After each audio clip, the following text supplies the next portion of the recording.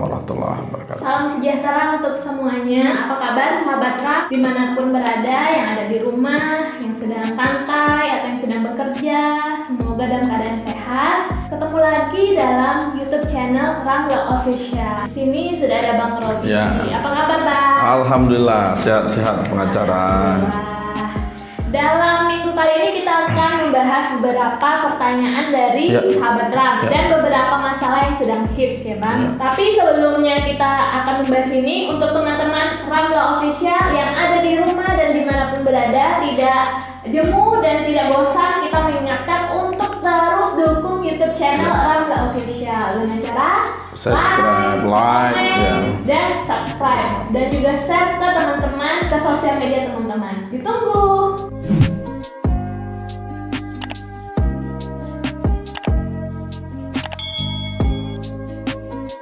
Sini sudah ada Bang Robi. Bang, beberapa pekan ini banyak kejadian peristiwa hukum yang lagi hits ini Bang, di sosial media maupun di masyarakat. Jadi ada beberapa pertanyaan yang kita tampung melalui WhatsApp dan melalui komen YouTube. Kemarin ada yang bertanya mengenai yang lagi hits ini, pernikahan anak di bawah umur Bang. Ada salah satu wedding organizer namanya Aisyah Wedding yang memperbolehkan atau mengajak anak muda, khususnya anak masih 20 tahun ke bawah untuk menikah. Bagaimana Bang pendapat dari segi hukumnya? Apakah WO ini dapat dikenakan sanksi karena membolehkan anak di bawah umur untuk menikah gitu? Atau seperti apa pandangan hukumnya?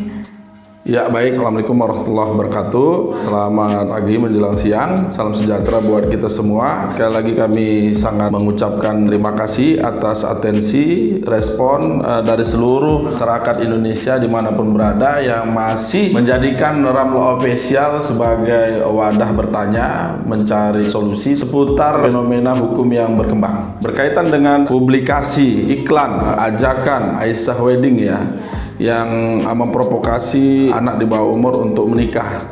Disebutkan di situ anak umur 12 tahun sampai 20 tahun udah bisa menikah. Pastinya yang disebut sebagai anak adalah di dalam Undang-Undang Nomor 23 Tahun 2002 tentang perlindungan anak. Anak yang disebutkan kategori anak adalah usia belum sampai 18 tahun atau masih di dalam kandungan. Itulah yang disebut sebagai anak. Nah, kalau tadi Aisyah Wedding itu memprovokasi anak usia 12 tahun sampai 20, artinya jeda umur 12 tahun itu sampai dengan kurang dari 18 tahun itu disebut dengan anak. Nah, jadi apakah perbuatan ini masuk kategori sebagai tindak pidana menurut Undang-Undang tentang Perlindungan Anak? Ini masuk kategori perbuatan kekerasan terhadap anak. Perbuatan kekerasan anak ini bisa dikategori sebagai perbuatan pidana. Nah, tadi udah kita sebutkan yang dimaksud dengan anak adalah usia belum sampai 18 tahun atau masuk dalam kandungan. Masuk kategori pidana ini karena ada ajakan.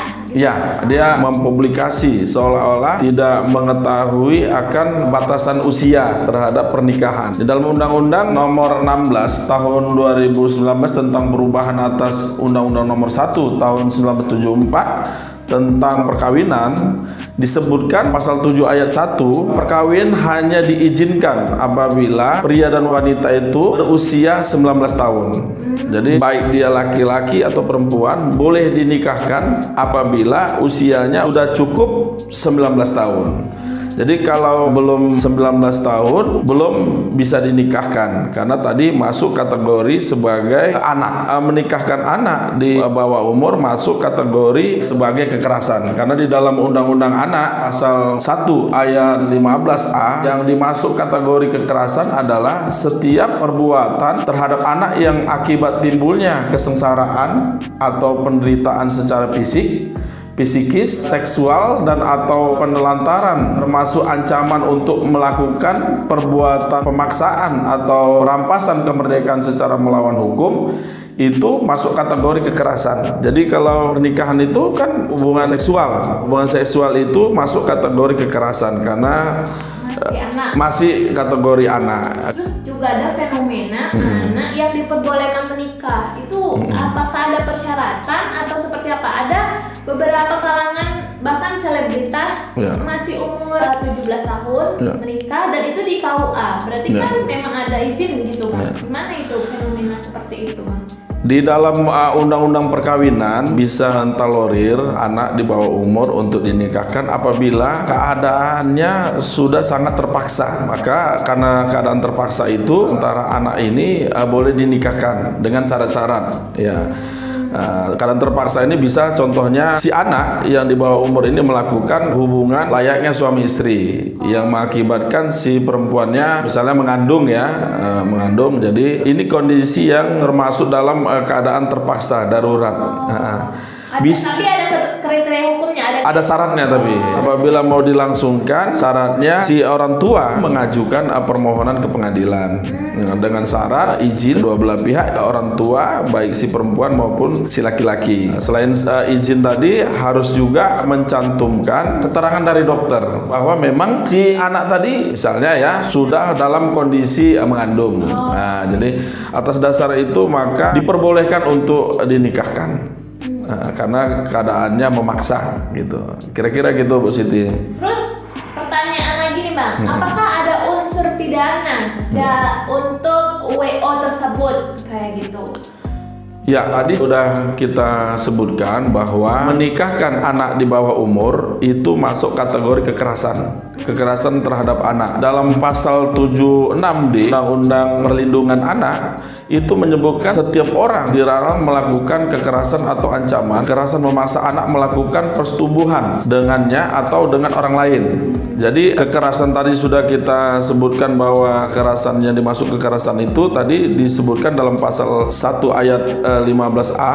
Perbuatan persetubuhan itu masuk kategori kekerasan. Kalau kita mau menikahkan anak di bawah umur karena dia ujung-ujungnya nanti melakukan persetubuhan, maka secara aturan perlindungan anak ini masuk kategori kekerasan. Nah, bagaimana pidananya? Pidananya itu disebutkan dalam pasal 81 Undang-Undang Perlindungan Anak yang menyebutkan ayat 1-nya setiap orang yang melanggar ketentuan sebagaimana dimaksud dalam pasal 76D tadi dipidana dengan pidana penjara paling singkat 5 tahun dan paling lama 15 tahun dan denda paling banyak 15 miliar.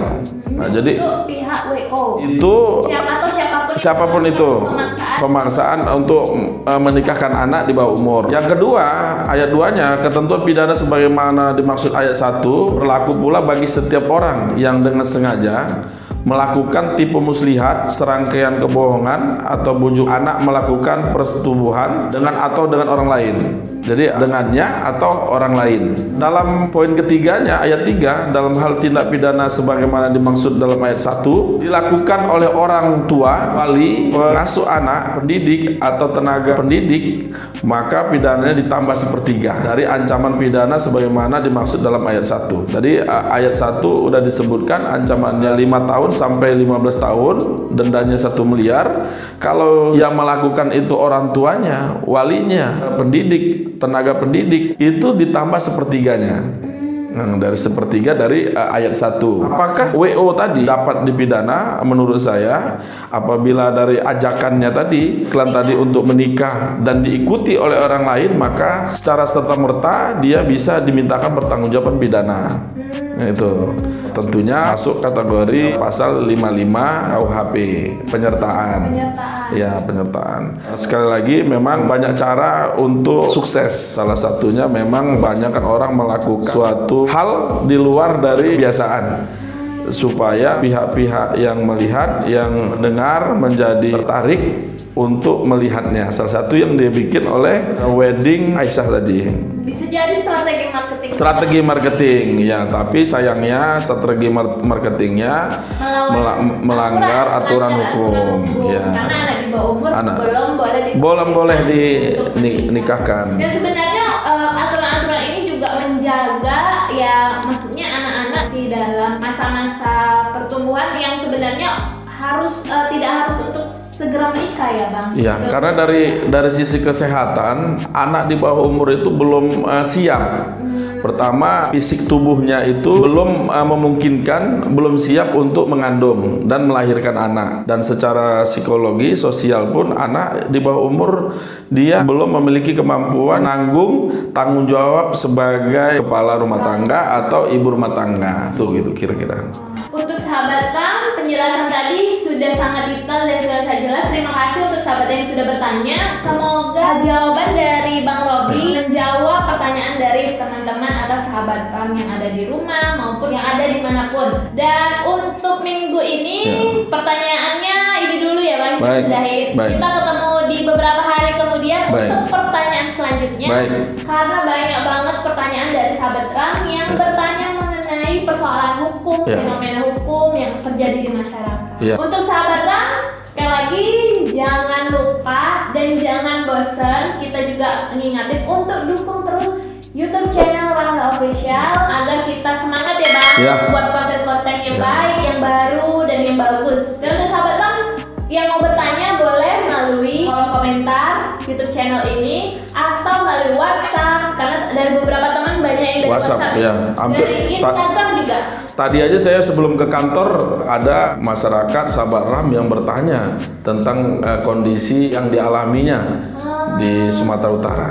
Jadi respon masyarakat sangat banyak ya dari Sumatera Utara, di Pulau Jawa juga ya Bang. Alhamdulillah. Dan kita sangat senang dan sangat menerima respon dari sahabat Ram. Dan jangan lupa dukung YouTube channel kita dengan like, komen, dan subscribe. Dan tunggu konten-konten selanjutnya.